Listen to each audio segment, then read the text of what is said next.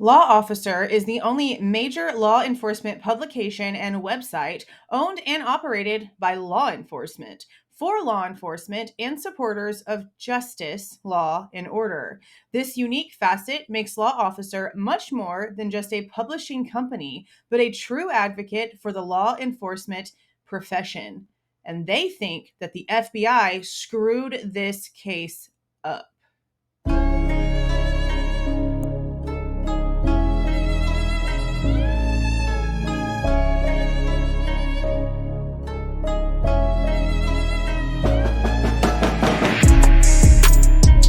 Hey guys, this is Jules with True Crime Reactions. Disclaimer. Everything stated in this video is my opinion and my opinion only, and just like everything else in these cases we discuss here on this channel, everything is alleged. So I was scrounging around on the internet, and on Twitter I scrolled through and saw that this had been shared by a few different people, and I wanted to go ahead and share it with you guys and read it along with you. The title in itself is interesting. The fact that this is apparently a website, a publication that is ran by law enforcement is also extremely interesting to me. I honestly didn't even know that this law officer thing existed, but now I'm following them over on Twitter. This title is interesting. And this is something that we know has been an issue from the very beginning with this case. Literally, anyone who has been paying attention to documents, to court hearings, to the actual factual things happening knows the feds screwed everything up here.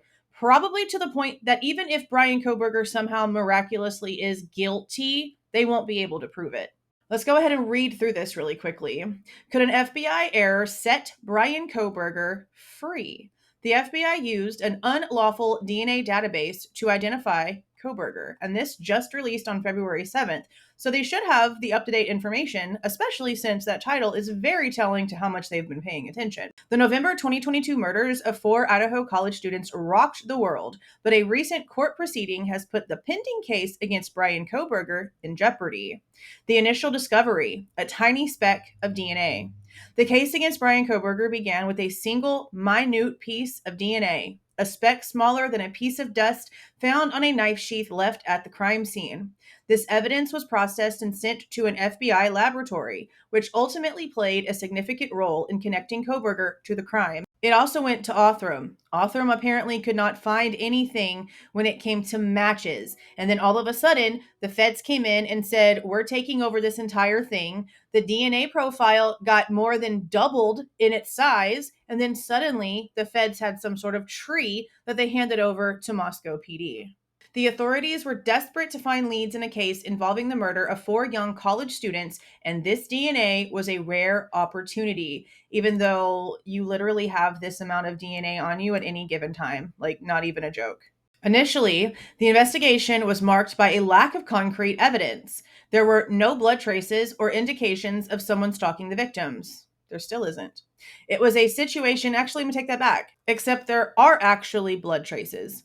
They're just labeled as unknown male DNA, which is absolutely insane to me. It was a situation that could easily have turned cold, but the DNA evidence opened the door to further investigation, leading to search warrants for Kohberger's phone, car, and apartment. However, the manner in which this DNA was processed and matched has come under scrutiny, and that doesn't even matter because literally nothing evidentiary worth a crap came out of any of those search warrants. No links, no proof of connection, nothing of the victims, DNA-wise or otherwise, was ever found on anything belonging to Bryan. FBI use of ancestry websites, a legal gray area. Everything with the feds is a legal gray area. As the investigation progressed, it was revealed that the FBI had uploaded the DNA of 2 ancestry websites that typically prohibit law enforcement from accessing their databases. This revelation raises serious questions about the legality of their actions. The FBI's intentions may not have been malicious. Rather, they were driven by the urgency of a high-profile murder case. It is malicious if you know that you're doing something shady as shit and you have nothing to back it up. There's nothing to back this up. And again, I really feel like Moscow PD had so much faith in the feds because they were so in over their heads that they didn't think the feds had it wrong. They just made sure to manufacture the information that they did have to match what the feds had instead of asking questions. when the 7-minute difference popped up for the network situation, when there was a 2-minute difference in time from whenever there was a turn that apparently happened in Pullman when it comes to what the phone is saying and what the cameras are telling them, they should have been, wait a minute. I know that you guys have done this for a long time. I know you're special agents. I know that you're trained in all these things, but can we double check this? Because this doesn't look right. Nobody asked questions, and now look where we are. However, this zeal could have resulted in a significant violation of protocols. With an S. Yeah. Law enforcement only has authorization for one public DNA database. The other two, which the FBI used, are private companies that charge for services and typically restrict law enforcement access. This breach of trust could have far-reaching implications for the prosecution's case against Kohberger. Not only that, but we also have other people out here trying to claim that somebody in Bryan Kohberger's family was most likely contacted in order for them to put their information into a database for the feds or the cops, whichever one, to access. That can't be true, and the defense apparently have proof of all of these illegal backdoors being accessed. It cannot be both. The defense's argument: Fourth Amendment violations. The defense team is now arguing that Kohberger's Fourth Amendment rights were violated when the FBI accessed these websites. They contend that the DNA match obtained through these means should be inadmissible in court.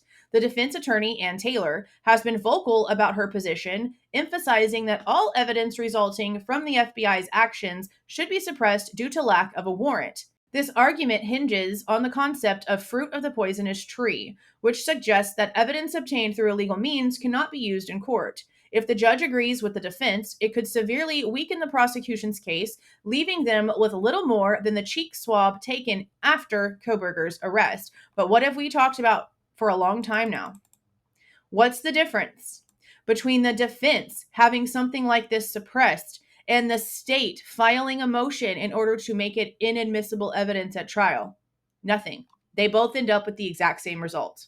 The cheek swab, a double-edged sword. After Kohberger was apprehended in Pennsylvania, a cheek swab was taken, and the DNA matched the sample found on the knife sheath.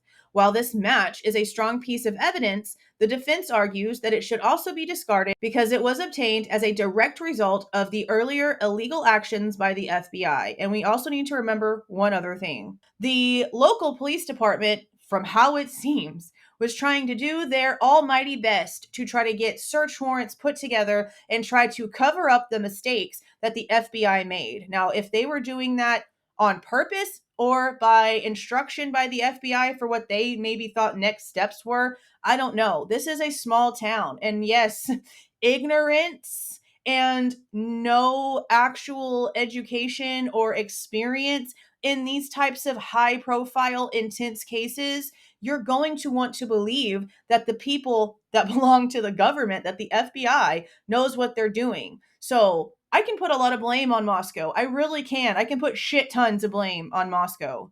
But you also have to start like flip-flopping the blame where it needs to be. Just because these are officers doesn't mean that they know shit about what they're doing in something this severe. Let's be for real.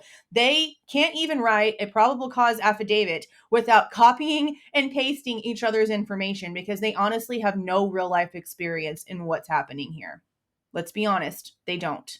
So when we were later told that at least 6 people at that grand jury needed more information and they were told, yeah, that's all we got, that means everything they already had was so severely lacking, 6 people needed more info. Now, I want to know, and I've said this before, I want to know what made those people vote the way that they voted that made this indictment actually go through, if that was truly the case. I want information from those brains. During court proceedings, the judge expressed skepticism over the defense's claim that the cheek swab should be considered fruit of the poisonous tree. He acknowledged the significance of the DNA match, but also recognized the complexities surrounding how the evidence was acquired. Potential outcomes. The Frank hearing. As the case unfolds, the possibility of a Frank hearing looms. We still, to this day, it is now February 12th. And I am recording this in the afternoon, and we still do not have an answer on if a Frank's hearing is going to happen or not. And it's already been a good 2 weeks. since that last hearing, maybe even a little bit more at this point because we're already 2 weeks into February. It happened the 23rd, 24th. So it's been like 3 weeks. 3 weeks. So we're coming up on deadlines for quite a few things because Judge Hippler at the end of Friday's session told both sides, give me your schedules. If I decide to do this Franks hearing, give me your schedules now so that we can just go ahead and figure this out. Well, we haven't seen them figuring out anything yet.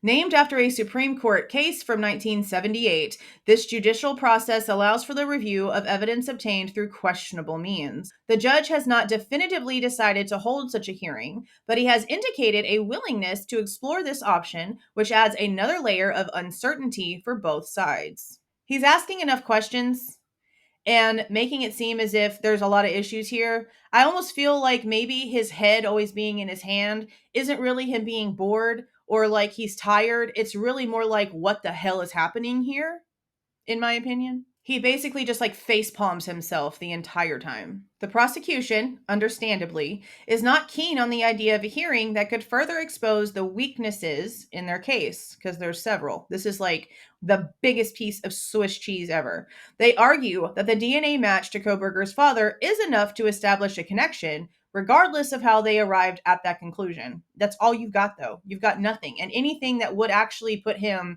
location-wise anywhere is not putting him at King Road, and that's the most important part.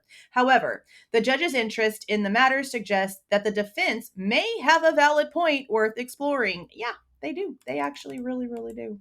The bigger picture, implications for law enforcement. This case could set a precedent for how law enforcement agencies use genetic genealogy in criminal investigations. I've said that for a long time. A lot of people have said that for a long time. This case is going to make history. There are going to be law changes, new laws created, and laws thrown the hell out once we get to the end of this. I promise you that. This is literally a case that's going to go down in history. No doubt about it. If the court finds that the FBI's actions were unlawful, it could deter future use of such methods, restricting access to potentially vital tools in solving crimes. And it is vital.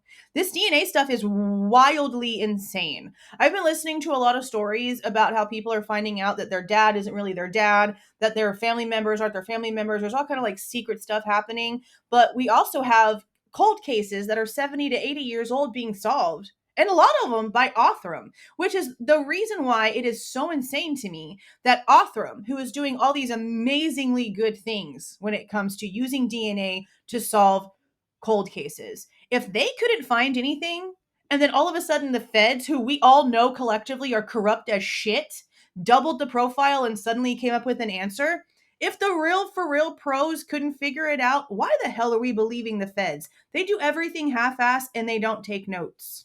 Moreover, the implications extend beyond this specific case. Damn right. Oh, yes. As genetic genealogy becomes a more common tool in law enforcement, the legal frameworks governing its use will need to be reevaluated. This case highlights the need for clear guidelines to protect individual privacy while still allowing law enforcement to pursue justice. Conclusion. A case to watch. Damn straight. We've been watching for over 2 years now, and we're not stopping till it's over. And depending on how it goes and what actually comes out as actual evidence, we might not stop there. The Kohberger case is a prime example of the intersection between technology, law enforcement, and individual rights. As the defense and prosecution navigate the murky waters of DNA evidence and constitutional rights, the outcome will have lasting implications for future cases. The legal arguments surrounding the use of ancestry DNA websites will likely resonate far beyond this courtroom, making it a critical case to follow in the upcoming months. Yeah, it really is. As we await further developments, the complexities of this case remind us of the fine line that exists between solving crimes and protecting civil liberties. It's a balancing act that will require careful consideration from all involved. Now, the crazy part, honestly, about all of this is that while it is hella important to know the exact protocols that took place if something illegal really truly did happen, and it definitely sounds like it did, and who all signed off and said this was okay and was involved. While all of that is extremely, extremely relevant, does it actually answer the question of innocence or guilt? No.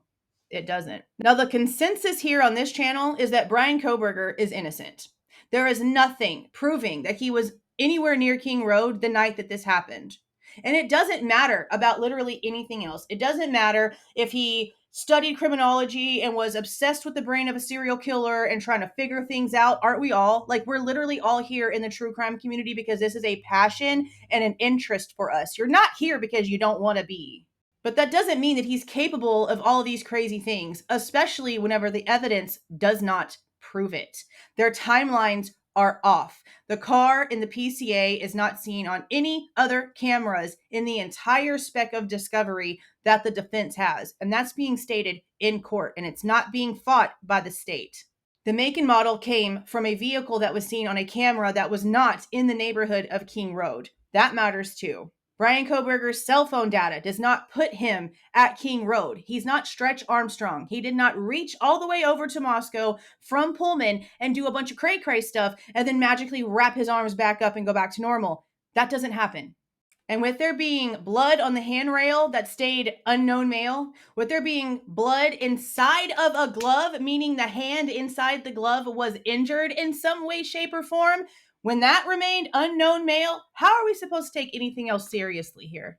But let me know what you guys thought about this article. I find it really, really interesting that there is a law enforcement based publication that comes out and talks about this case, and they're extremely honest about what's going on. And again, this does not do anything to prove innocence or guilt. It just proves that protocols might have actually not been followed. And let's be for real, they weren't.